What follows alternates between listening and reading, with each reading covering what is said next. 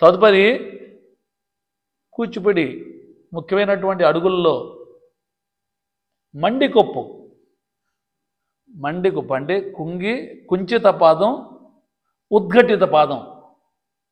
గుర్తుపెట్టుకోండి, కుంచిత పాదం ఉద్ఘటితంతో చేసేటువంటి చక్కటి సాంప్రదాయమైనటువంటి అడుగులు ఇప్పుడు మనం చేస్తున్నాం. ఆ అడుగుల్లో ఇప్పుడు మండికొప్పు అడుగు. ఏమ్మా, చేయి పైకెట్టిందా? రెడీ, కొంగండి, ఇంకా బెండ్ చేయండి. హెడ్ మూమెంట్, ఐ మూమెంట్ అన్నీ కూడా గమనం. కూచిపూడి సాంప్రదాయంలో మనం చాలా అతి ముఖ్యమైనటువంటి head movement, neck movement, smiling face, body bendings, ముద్దలు, హ్యాండ్ గెస్చర్స్ అన్నీ కూడా. ఓకే, తక దిన్నతం దిన్నదత్తే దండ దిందదత్తే దండ దిందదత్తే దండ దిందత దిన్ దంత దిందనం దంత తక దిన్నతం. సేమ్ ఎడం వైపు కూడా చేయండి. సేమ్ అది అసలు యాక్చువల్గా కుడివైపు ఎడమవైపు కూడా చేస్తారు. ఎడమవైపు చేయండి. ఇప్పుడు 1 2 3 4 తత్తే తన్నత దింద తత్తే తన్నత దింద తత్తే దండత దింద. స్లోగా చేయండి.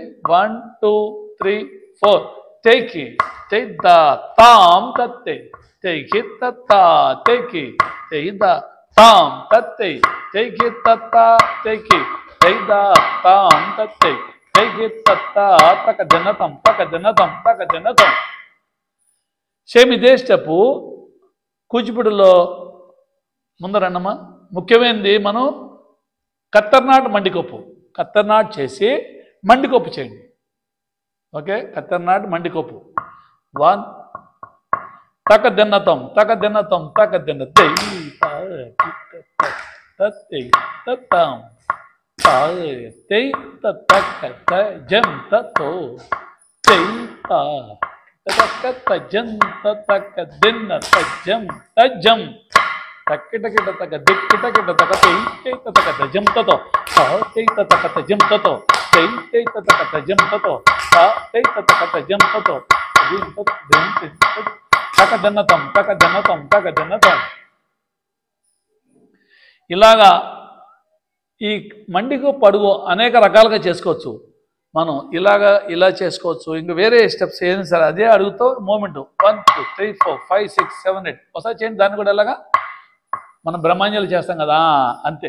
1 2 3 4 తత్తే దండ దింద తత్తే దండం దిందక తత్తే దండ దిందక తత్తే దండ దింద దిన్.